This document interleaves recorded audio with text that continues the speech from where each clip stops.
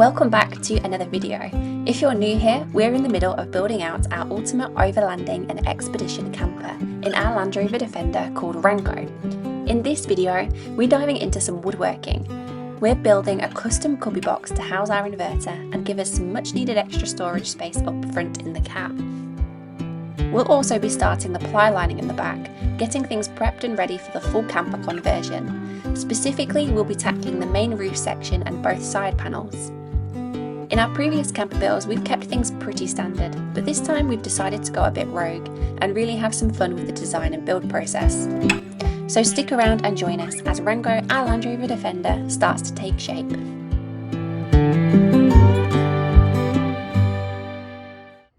Okay, so this space in the middle, we are going to be fitting our inverter, which fits here. And what we're going to be doing is we're going to be building out a boxing for that. And then we're going to be building another box on the top, like a kind of bespoke cubby box, I suppose, with some drink holders and a bit of storage. Now we're going to be making this all from scratch. And we've got a few kind of cool ideas. So some ideas to keep the inverter cool in the bottom boxing, and for the little cubby box as well. So yeah, stick around and let's get something built to transform this middle section. So the first job was to measure and cut the base for the box. We definitely went with the old measure twice cut once approach, as we had to make sure it was spot on to fit our inverter.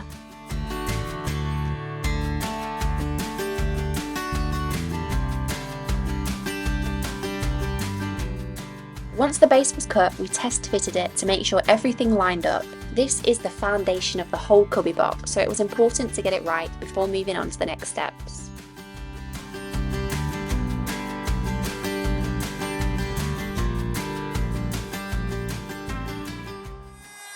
Next up, we used the router to cut a rebate into the plywood. That's basically a groove along the edge that allows the panels to slot together more precisely. It also really helps with alignment during assembly, and it adds a bit more strength and stability to the overall structure. Plus, it gives a much neater finish.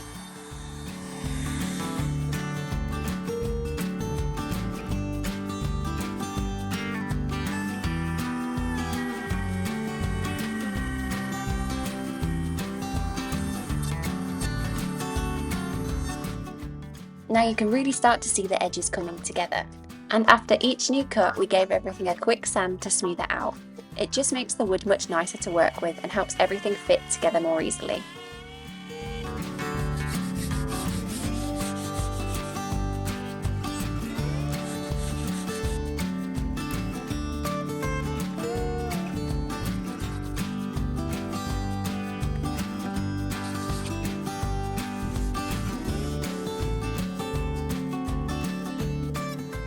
Next, we cut two wooden spaces to match the thickness of the vehicle floor and the mat. That gave us a solid level foundation to build on and made sure everything would sit flush once installed.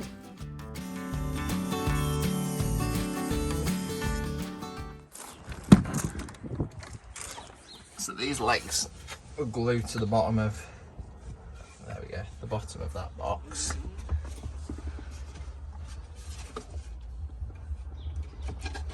And that'll sit there. Perfect. And then this will form the base for our inverter to sit on. Now I will say, just while we're at it, a inverter is supposed to have 100mm all the way around it. We've not got that, plain and simple. We've not got the space to do that. So what we're going to do is we're going to pepper the sides and top. So the back will be open and the sides and top of the inverter we're going to fill with vents. We're going to put some computer fans in there on a temperature sensor so that when the heat does kick up in there, we'll have some airflow that'll flick on and drag some air around and try and cool it down.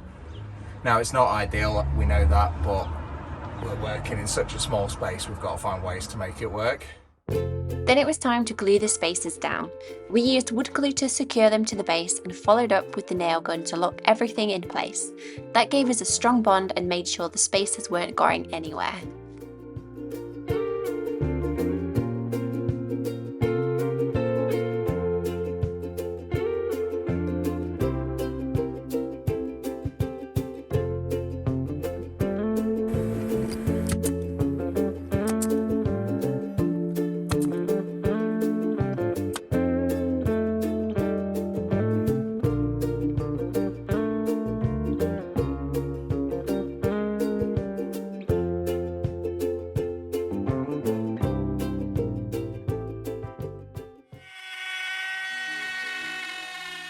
Then continued by making the rest of the box for the inverter, cutting out the shapes, rebasing the edges and sanding them down.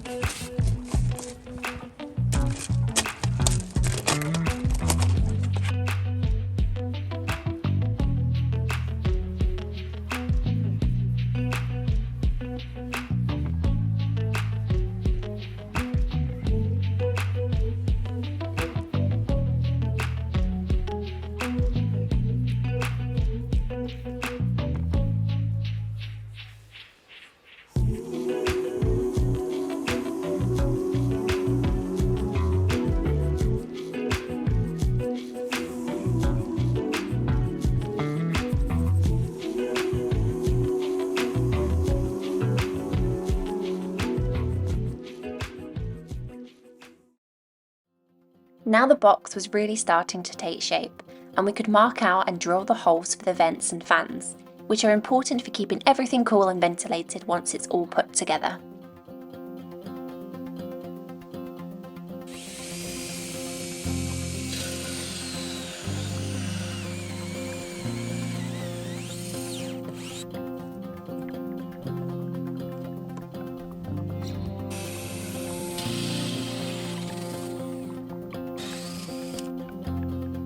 And then these vents will just pop in.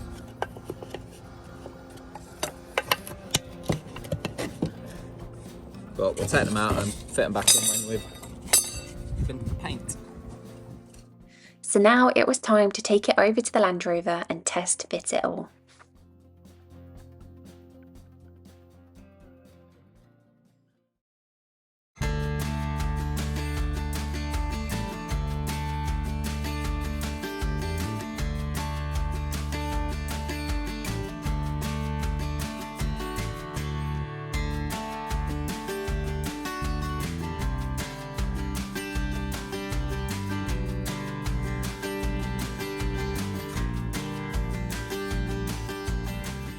And once we were happy, we could start getting it glued and all nailed together.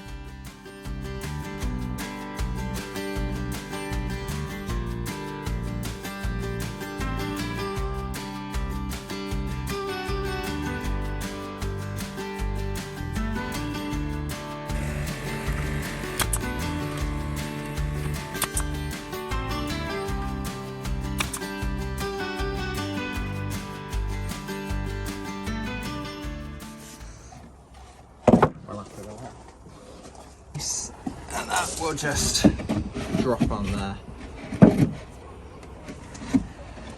There we go.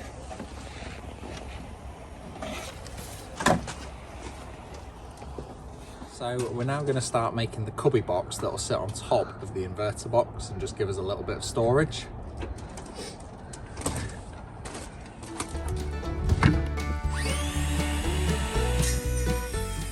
With phase 1 now complete, it was time to dive into the phase 2. Crafting the storage cubby box that would sit snugly on top of the inverter box that we just fitted. Well, created. The process echoed the first, measuring, cutting, using the router, and laying the pieces out like a wooden jigsaw puzzle. Each part slowly began to kind of form and take shape.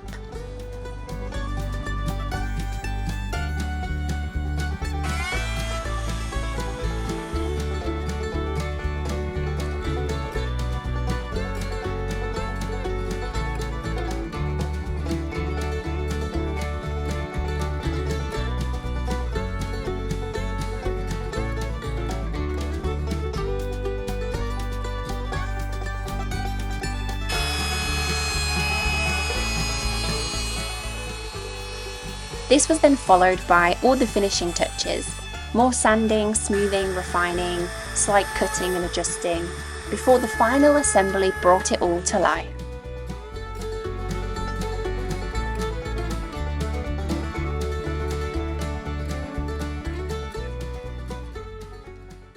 Test fit, test fit.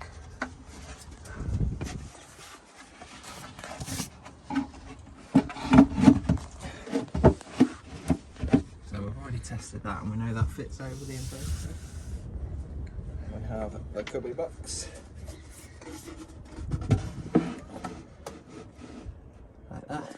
During the final test fit, we took a moment to check every detail, ensuring everything aligned and functioned just as we'd imagined. We then moved on to creating the lid for the Cubby box once we were happy. There we go. It's got a nice little overhang on the sides, a bit more on the front.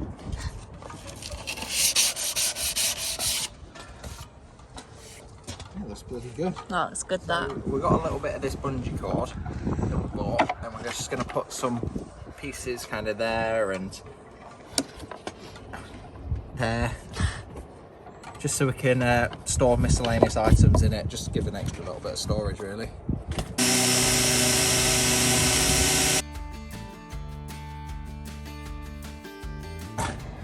So now all we need to do is we need to fill all the nail holes, give it all a good sand and get it ready for paint.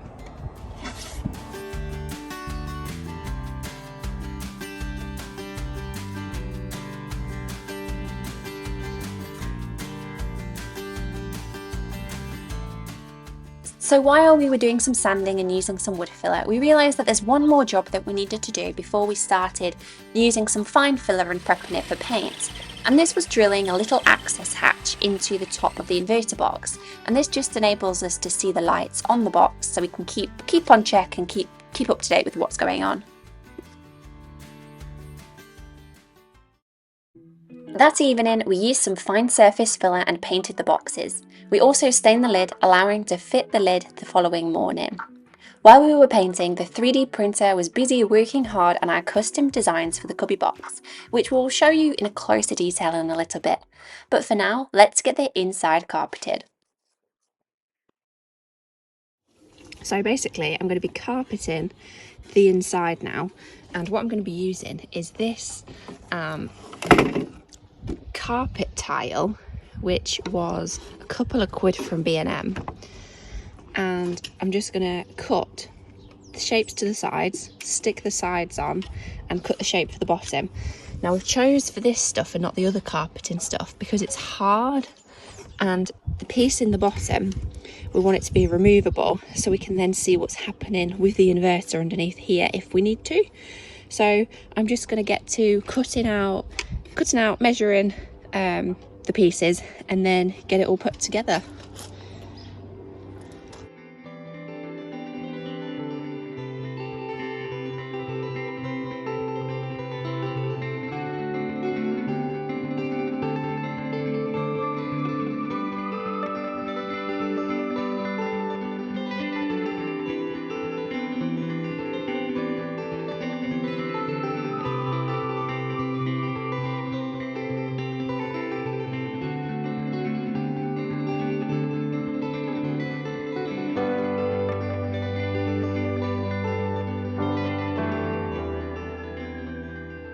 Okay, so the box is now all done, and what we're doing is, just because this is going to go in the bottom, but like I say, we want to be able to lift it up, so we're just going to make a little tab now.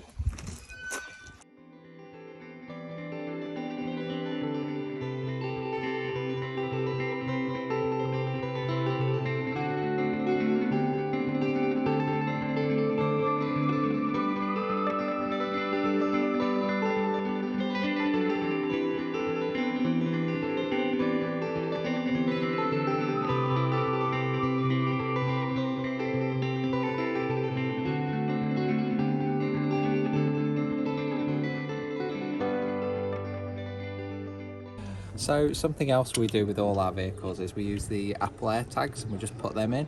Now they're not a tracker, but one thing I will say is I had an Audi Q7 and I had one of these in. I sold it, 2 weeks later it was stolen. A couple of weeks after that I turned the tracker on just to see where it was, and it was out in Turkey. So they're not trackers, but they do kind of work, especially helpful in a car park as well if, I don't know, you lost your vehicle. Does that often happen? No, but you never know. I found this on the 3D printer library, and this is just a little case for an air tag, so that goes in there, and then there you go, that screws on there, and now we can just mount that in this cubby box. Like I say, by no means is it a tracker, but it's just a little bit of peace of mind to have. And it helps you find your car if you're Brandon and you lose it.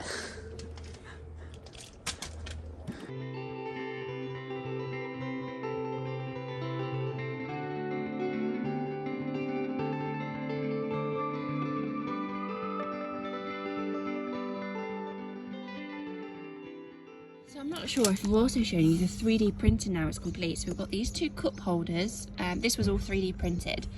We've got this tray, which is just like a loose tray for any loose random bits. This bit is like, you can see there's 1, 2, 3 coin slots for like pounds or tokens. These are 2 pen holders, and then this is a custom thing for like the Vaseline little tubs that we use. So you can keep nice and tidy stuff there. So that's the cubby box, 90% finished. Just got to make the cushion for the top, but it's all fitted, it's all good, and it all works.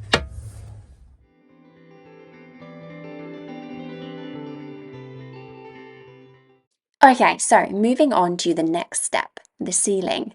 We began by carefully measuring it out, followed by cutting the plywood to size. The goal here was to really make it work with just one sheet.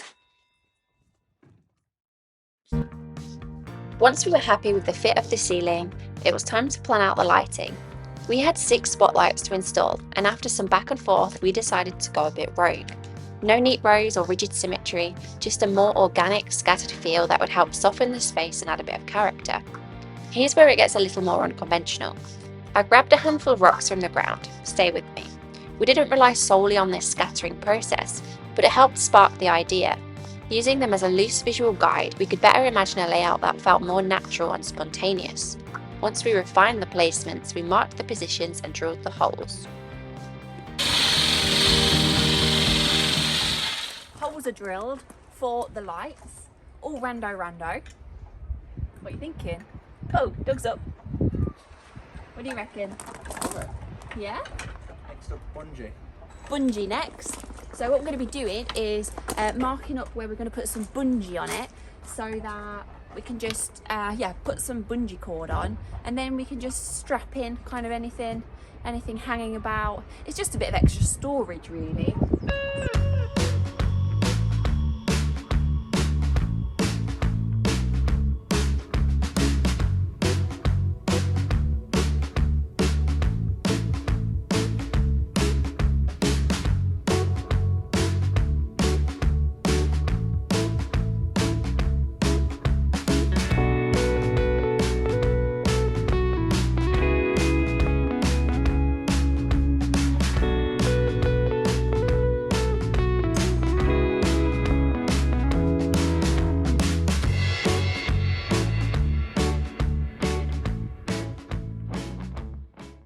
Okay, so holes are now drilled for where we're going to put the bungee. Again, we've gone for something completely random, so it's quite good for now. Okay, so next, now that the lights are done and the bungee stuff's done, we're going to be doing a little bit of a design, and we are, rather than just keeping it plain, so let's go.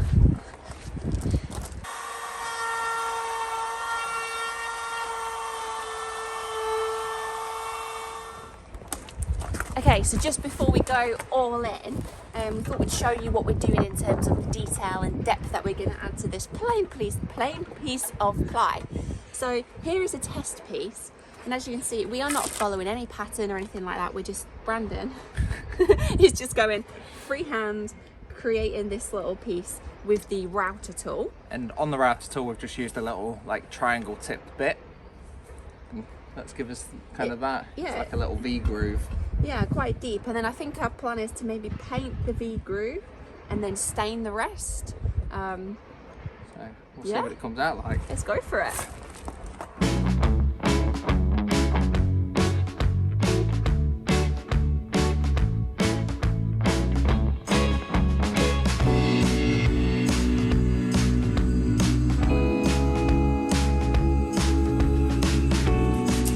Okay, so now the design has been done, we're just gonna use a normal rubber eraser and rub out all the pencil markings. Brandon's giving it a sand over in the cuts that we've just made, and then we're gonna look to get it varnished.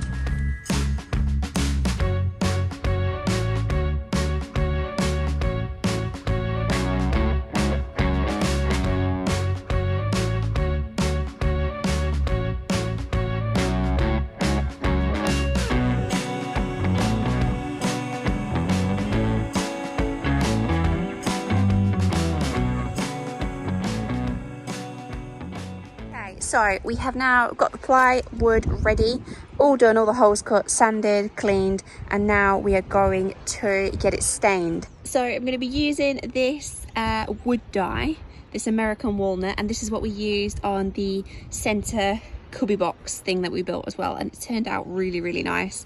So we're going to use that. Got my cloth, so let's get to staining it. We have now stained it, it's just drying off. And it's looking really, really nice. It's kind of this rusticy feel, which is what we love. And yeah, that's just drying nicely. So once that's dry, the next stage is to get the bungee on it. So it just gives us a little bit of extra storage. Okay, so I thought I'd just show you what we're doing, what we're using to do our bungeeing with. So we've got this bulk pack of bungee, which is just this bungee. Then we've got some hog rings, which are not really rings, this cool such, but they're like this, hog rings. Then we've got a hog ring tool, some scissors, and a lighter, and that's all you need. Grab the bungee, push that through the hole. I'll do it up here just so you can see. We grab one of these hog rings, grab the hog ring pliers, those together, and then we just loop that into like a little fold, like that. Put it in the hog ring and then squeeze it together. That is it. And then that just will no longer fall through. So then that goes, just got to check my picture at the same time. That goes to that one. So what I'll do is I'll cut that at the kind of point. You know, it's slack, so that when we tighten it up, it'll tighten up.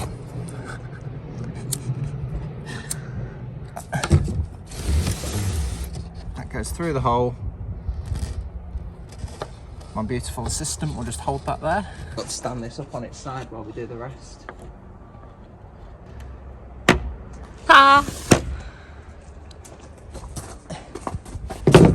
Then you can store things. Yeah. We have now got the bungee all in, which looks great. Slightly chaotic, but I think it's going to do a really, really good job. And I thought I'd just do a quick show you how it's going to work. So I've got a couple of items here, just random really. So, you know, I don't think we will use it for your phone, but just to show you. So you can just slide it in, store that there. Got this box, I don't really want it lying around. Okay, let's just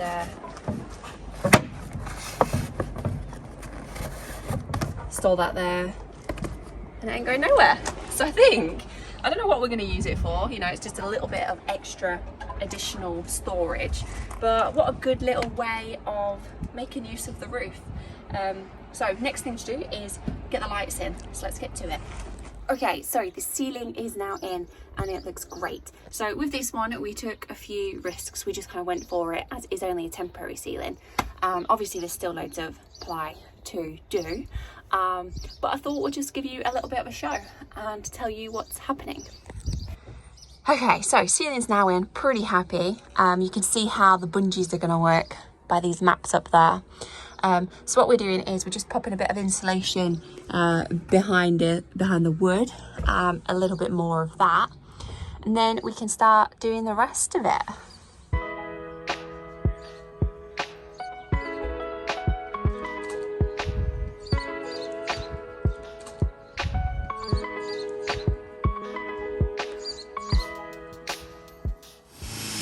Moving on to the side panels, we began by carefully carving out the key access points and little gateways to future function, before cutting through the windows, framing the views that will one day hold sunsets and starlight.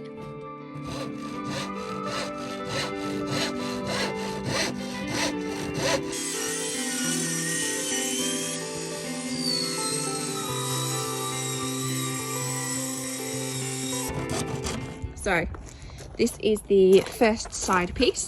We've got the bit cut out for the window, bit cut out for the seat belt and a bit cut out for the wiring. And we're gonna stick with the rusticy varnished kind of look, and we've drilled some holes. I'm gonna put some bungees on there so we can use this for storage. Oh, Doug's out. Yeah, we can use this for storage as well. Overnight we finished the side panels and we added our branding for a special little touch. Now let's take a look at them installed.